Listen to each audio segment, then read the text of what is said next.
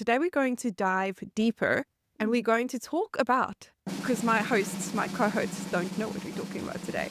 We are talking about collaboration over competition, or where competitors actually collaborate and create something bigger together instead of constantly battling for market share. My theory around life and business in general is creating ecosystems, which means I don't have to know everything. Business is a game, and the team with the best players I will love that. win. COVID-19 has really opened up, the world and the eyes of the people that, business is global. And so it's no longer just me playing in this little field, in this little industry, but, the world has really opened up to me. And I think there's enough. Just stay in your area of competence. So, what's it saying? Hire your weaknesses, stay in your strengths, and then hire for your weaknesses. We are naturally gifted to do. We are naturally anointed for some things and less so for others.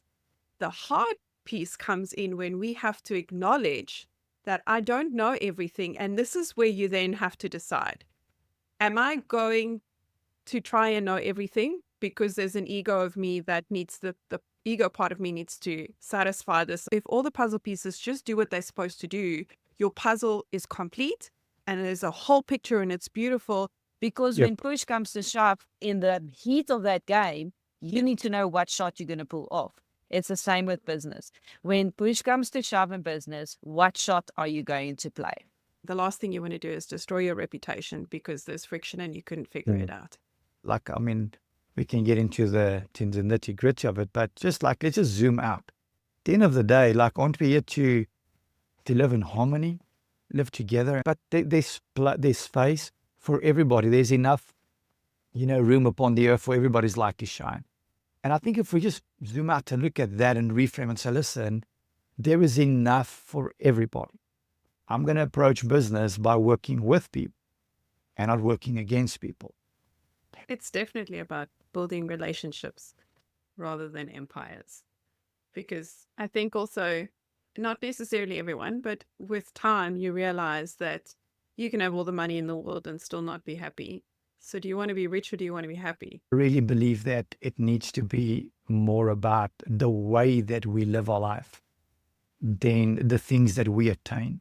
Community is the currency of the future. And by making and embracing co-opetition, that's exactly what we are doing. My big burning question, or question I'd love to have a conversation about, is resistance a stop sign or a test of conviction? And when it comes to resilience, you need resistance in order to get to the resilient part. If you stand for nothing, you will fall Absolutely. for anything.